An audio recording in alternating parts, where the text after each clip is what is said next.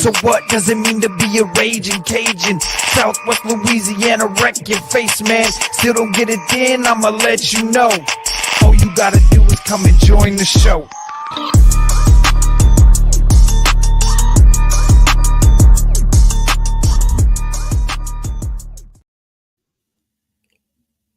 Hello, everybody, and welcome to yet another episode of the World Elite Podcast as we bring you another edition, a rather later kind of edition of World Elite Spotlight. I am, of course, your host of the day, Dylan Abear, and joining me, of course, as you can see on your screen, is my tag team partner on Mondays, and that is the man, Jordan Johnson.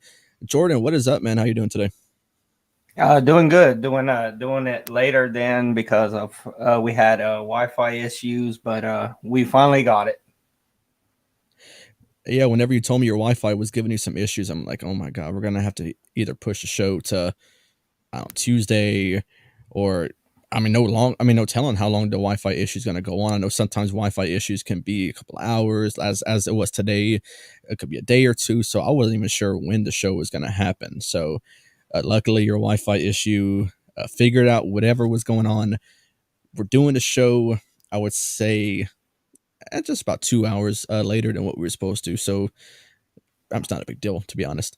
So, but no, we are here today, of course, as you can see on your screen, and the title of this video, that we are talking about a future WWE Hall of Famer. He is the Legend Killer, the Viper, the Apex Predator, and that is Randy Orton. But before we get into today's topic, of course, I want to cover a kind of a minor topic, something that's been in the news for quite some time, and that is, of course, WWE 2K23.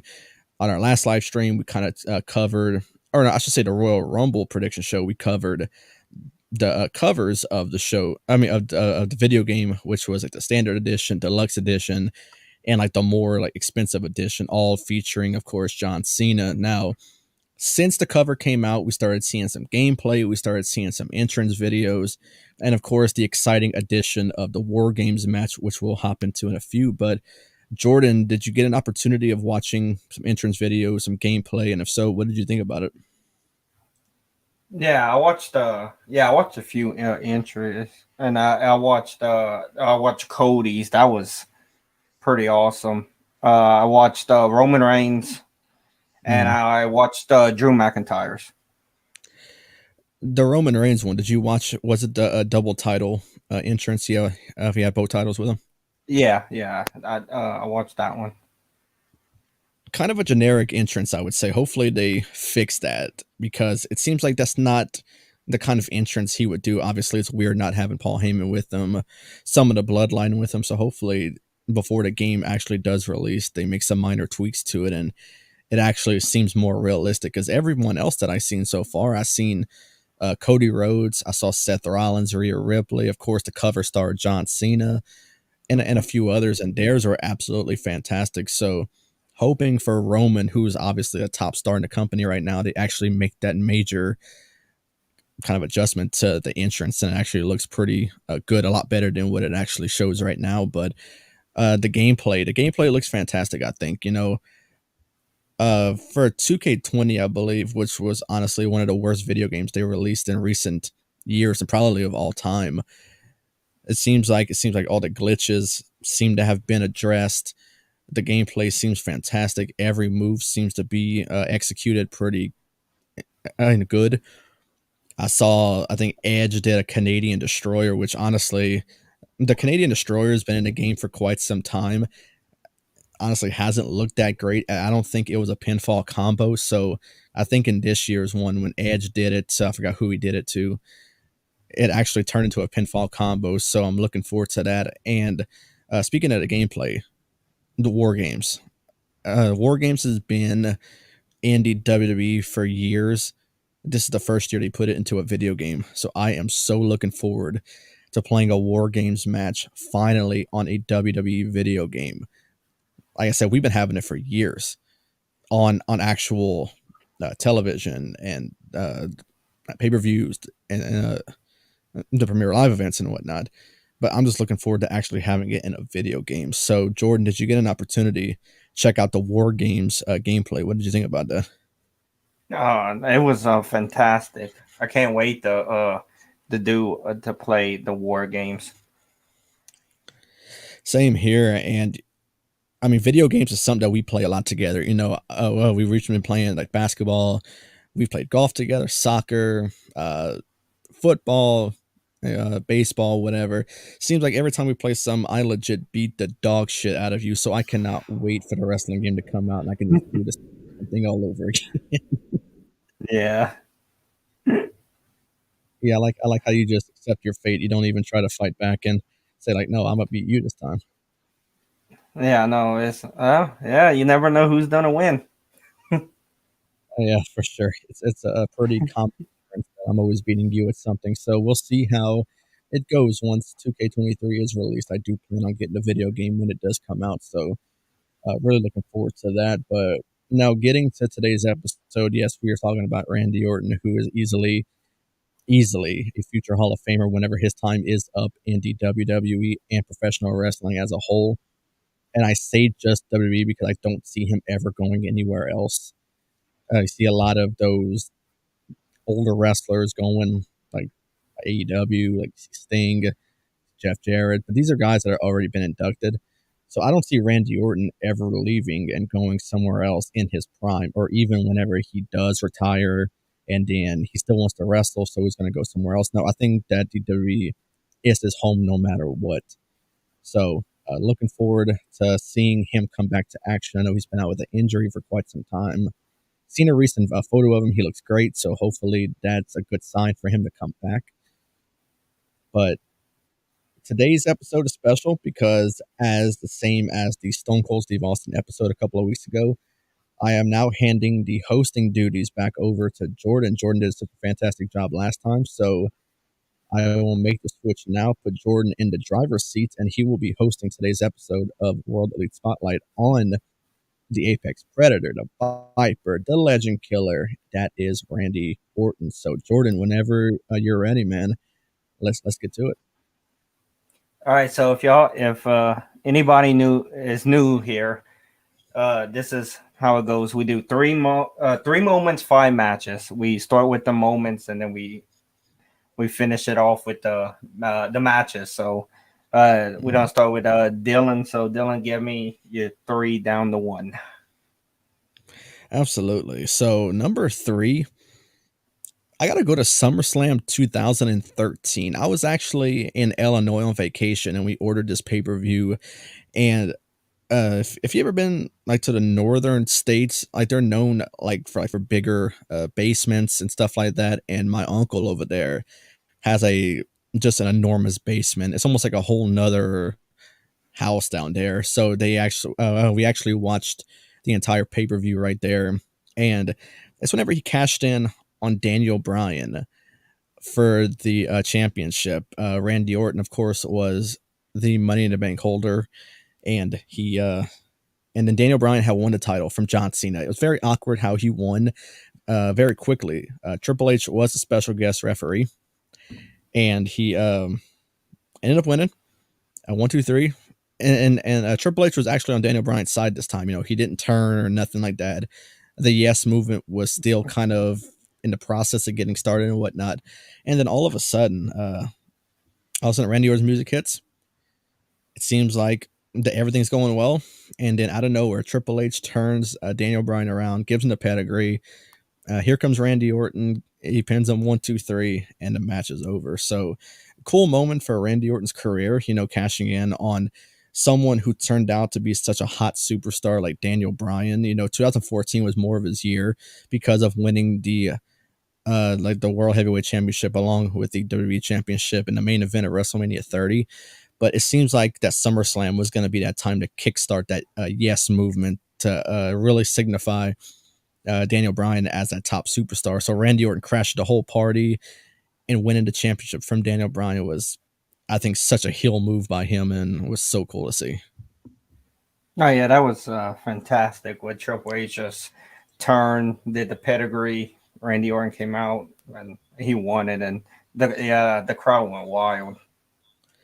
Yeah, and number 2, it's going to come from a pay-per-view that all 3 of us are discussing in the coming weeks on Marcus's new series, Back to the Mania, which is going to be kickstarting a new season this week, I want to say, and that is from WrestleMania 31, and that is the match with Randy Orton, Seth Rollins, and that uh, for one, it was a great match. I mean, the all around fantastic match. But everyone talks about what happened at the end of the match, and that was the curb stomp that led into, in my opinion, the greatest RKO of all time.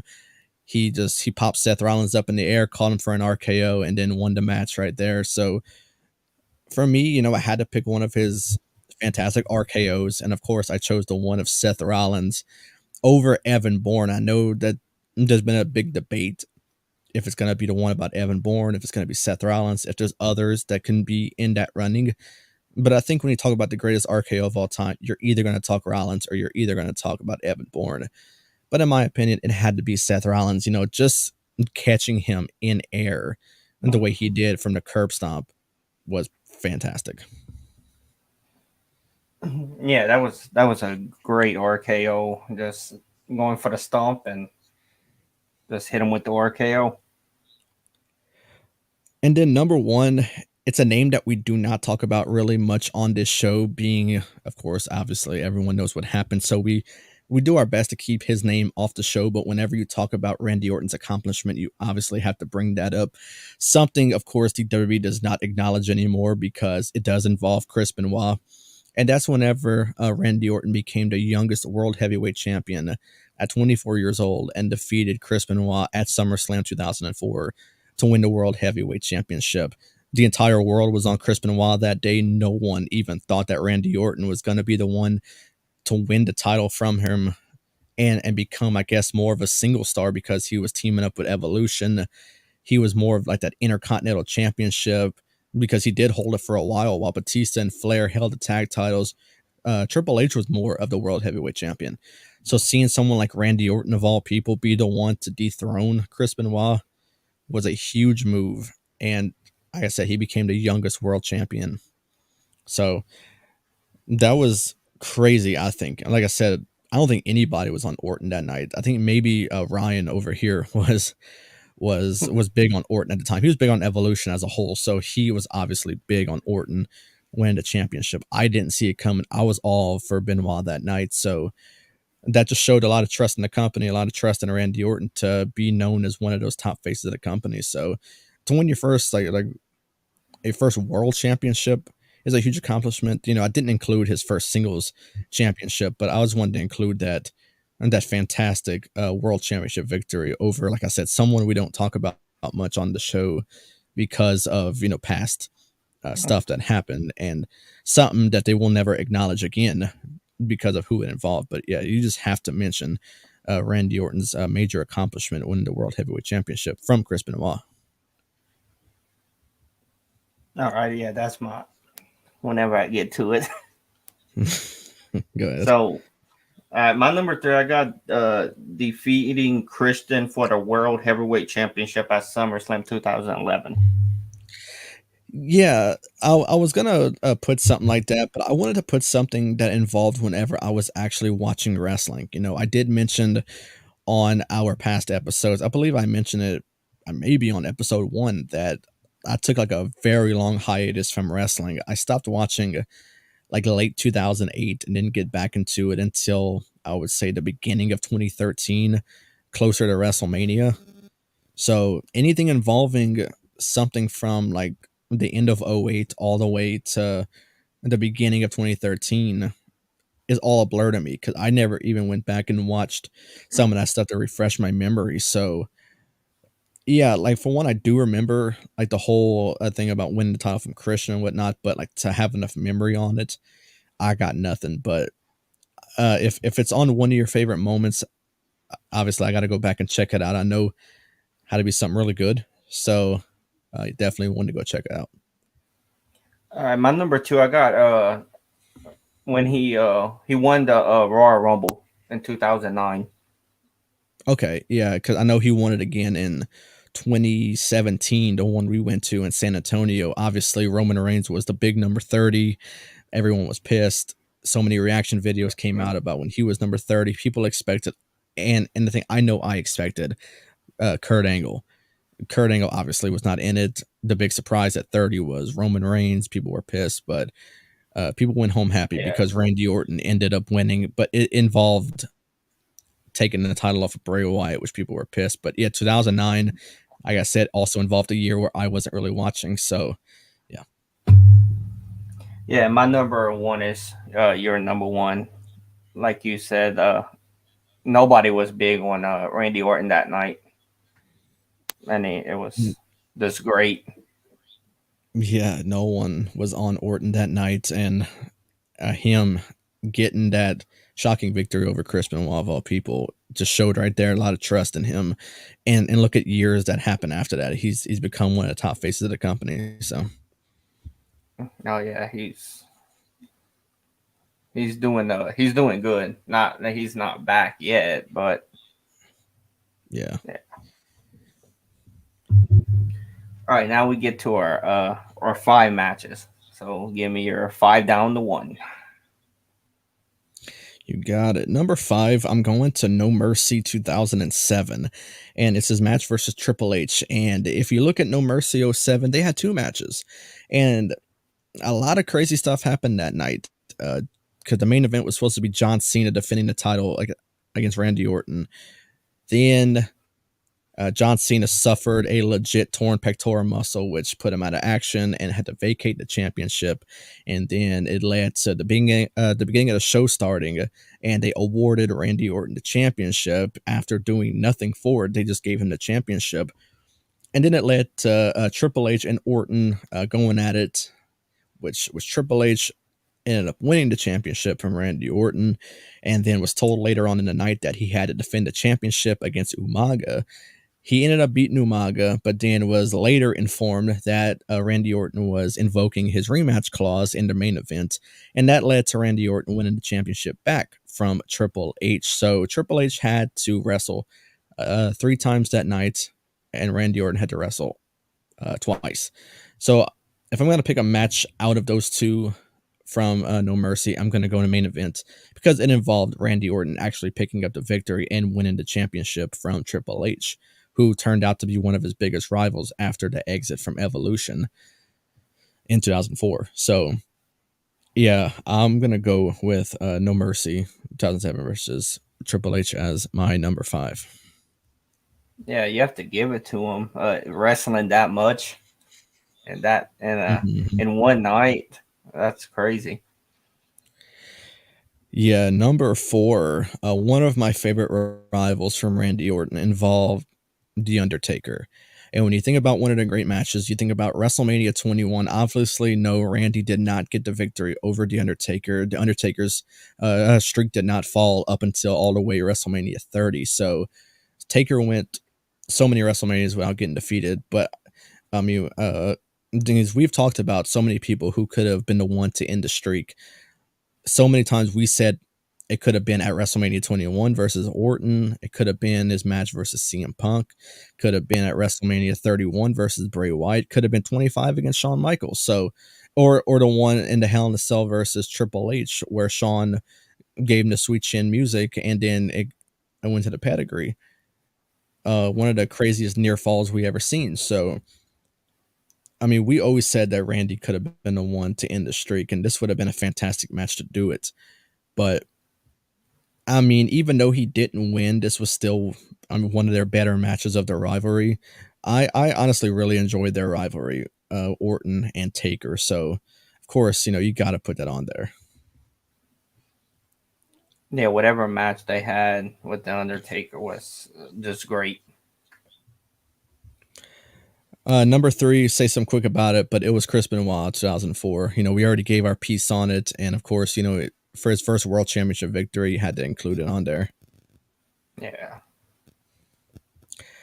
Number 2 was going to be a match that we were going to talk about on our series last year prior to letting it go due to a lot of personal issues and whatnot. But I had versus Mick Foley at Backlash 2004 in a No Holds Barred Falls Count Anywhere match. This was crazy. I mean, this was a great match. I mean, something from a hardcore match I wish you would see more out of nowadays. You know, it included so many things wrapped in barbed wire. It included that fantastic near RKO spot on the thumbtacks, and Randy's back was just covered in thumbtacks. The reaction from Jerry Lawler once the RKO almost happened, and then showed the back of Randy Orton, which featured so many thumbtacks on it. It was a fantastic match. It was for the Intercontinental Championship, and of course, Randy Orton did scored a pinfall victory over Mick Foley to retain the championship. But I mean, another great rival of Randy Orton. You know, so many great rivals you could talk about from this man. Mick Foley was one of those underdog rivals for me for Randy Orton, and just that match alone from Backlash '04 was so awesome. You know, I honestly, when we start our show back up after Mania, you know, we may have to include that one back on there because we already, I would say, got 3 matches down. We're going to reveal more on the season finale for Spotlight. So, I mean, there's a good chance that we're gonna put this match back on there because I really want to talk about it. Yeah, like you were saying, have like a more hardcore matches, not like now, because that was always some great matches. Yeah, and then number one, of course, something we already discussed on the moments, but Seth Rollins, WrestleMania 31. Seth Rollins is obviously one of the better wrestlers in the company right now. This dude can lose the entire year, which he nearly did this past year. I think only scoring one victory over Matt Riddle at, I think, Clash to the Castle was his only victory because he didn't wrestle at SummerSlam. He lost at Extreme Rules in the Fight Pit to Matt Riddle. He got the victory at Clash of the Castle, and then he had the 3 straight losses to Cody Rhodes. I'm not sure if he wrestled at the Chamber. I could be wrong. And then he lost to, or got disqualified or whatever, to Roman Reigns at Mania, not at Mania, at the Royal Rumble when he was dressing like he was in the Shield to play that mind games on Roman Reigns. So, like I said, it doesn't matter if Seth Rollins loses the entire year. You know, he's still putting on fantastic matches. And like, for one, for Seth Rollins, for Randy Orton at WrestleMania 31, you know, it kind of, for one, I had high expectations for the match because it was going to be so good. But then the ending of the match, like we talked about, like the RKO was obviously the best spot of the match. And then just going along with how well of chemistry they had together, I think that was my favorite match for Randy Orton. You know, so many you could talk about like on his younger days, but going all the way to WrestleMania 31, I think was my favorite match for Randy Orton. Obviously against one of the better wrestlers of today in Seth Rollins. Yeah. Mm-hmm. So my number 5, I got Randy Orton versus Edge at WrestleMania 36. Oh, that was that long match in front of nobody where they went all around Yeah. the performance center, like wrestling everybody. Yeah, that was one of their better matches. You know, they wrestled each other in the past, but you know, Edge coming back from his injury at Royal Rumble, and then he seemed to be getting along with Edge, and then the turn happened, and they went at each other at Mania. Then they went each other versus at a Backlash, and so the greatest the greatest match of all time or whatever they wanted to call it or something like that. Yeah, but no, it was a really good match with Orton and Edge at WrestleMania. People say it took too long, but I thought it was, I mean, it was just fine to me. Yeah, that was great. They went all over the back, weight room, I think. Mm. Then Yeah, they went everywhere. yeah, they went everywhere and they just tore the roof off. Yeah, for sure. My number 4, I got Randy Orton versus Bobby Lashley on an episode of Raw in Yeah, 2021. I was gonna include that, but no, obviously I didn't. But yeah, that was a really good match. You know, Bobby Lashley is fantastic, and the chemistry with Orton was great as well. Yeah. My number three, I got Randy Orton versus Drew McIntyre for the WWE Championship SummerSlam 2020. Okay, yeah. So you're including more of like like today's. Yeah, yeah. Awesome. Yeah, I'm very happy you did that because I included a lot of. I mean, yeah, I included one from Mania 31, but I included some from like his younger days. So it's cool that we're mixing it up a little bit, and you included some. But yeah, the pandemic year was a very odd year for wrestling. You know, the Performance Center, the Thunderdome, and whatnot. But yeah, I mean that was pretty good. Also, yeah. Any match he has against anybody is great. yeah. My number two, I got Randy Orton versus Shawn Michaels, Unforgiven, 2003. Okay, there we go. I was wondering if you're gonna put one that was a little from his younger days, and obviously Sean.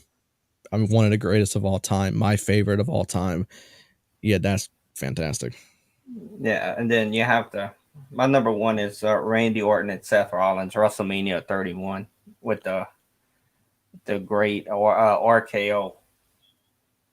Absolutely, yeah. I was wondering what number one you're gonna pick. So yeah, I guess great minds think alike. Obviously, when it comes to about matches and whatnot. So, but yeah, that was fantastic. I mean, like you said, anything Randy Orton puts on, always good. It doesn't matter. You know, he's been a subject of some not so good matches. I know one in particular was WrestleMania 33, where he dethroned Bray Wyatt after a very short title run in that very weird match where they showed multiple things in the ring and whatnot. Yeah, Randy Randy ended up beating him and stuff like that. I didn't care for that match too much, but still, you know, he still somehow made it good. yeah, that was weird having all them things in the ring like showing. Yeah, absolutely. But Jordan, if you got anything else, man, then we'll start wrapping things up. I just uh, seeing when Randy done a comeback.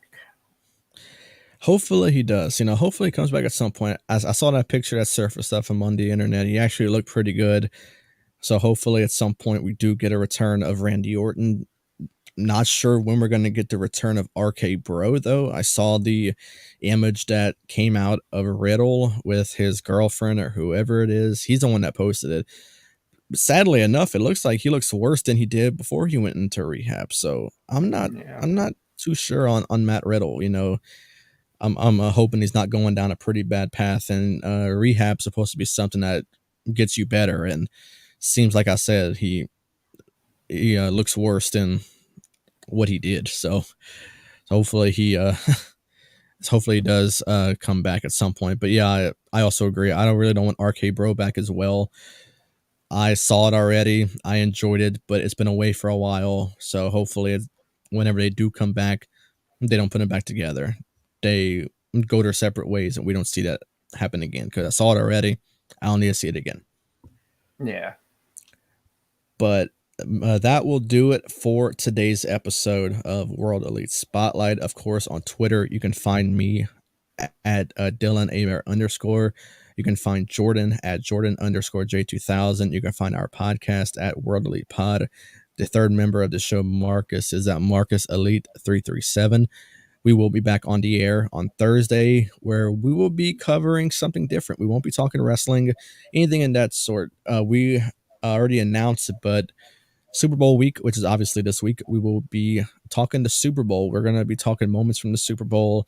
We're going to be talking this year's Super Bowl. We're going to have a few guests on the show that's going to be representing the Chiefs, the Eagles, and of course, maybe one or two others that is going to be, I'll say, more neutral.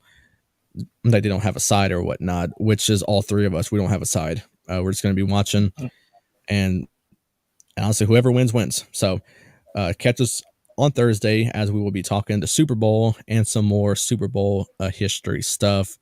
Of course, Marcus is famous for his questions, so he, of course, will have some questions for us about the Super Bowl and whatnot. I think he said we had to exclude the Saints in it, so of course we can't be biased for this episode. So this was a fun one.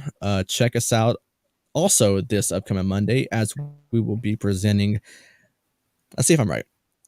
Episode 9. I think episode 9 of season 2 we'll be talking a controversial topic. And by controversial, I mean someone who has been kind of out of the wrestling news at times. He was in the news more around All Out, and that is, of course, CM Punk. CM Punk is our next episode. I'm looking forward to this episode. I know he has a lot of great matches, a ton of great moments, but of course, like I said, he's been in the news for all the wrong reasons. So we'll talk more about him next week, where we want to see him go if he doesn't return to AEW and whatnot. But we will catch all of that when we get to it next week. For the audio versions of our podcast can be found on all major audio platforms. The live streams of our podcast, like the one you're watching right now, can be found on Facebook and on YouTube, and also the Driving to the Top Productions YouTube as well. And you will see us again in one more recorded video, as already announced, and already we talked about it.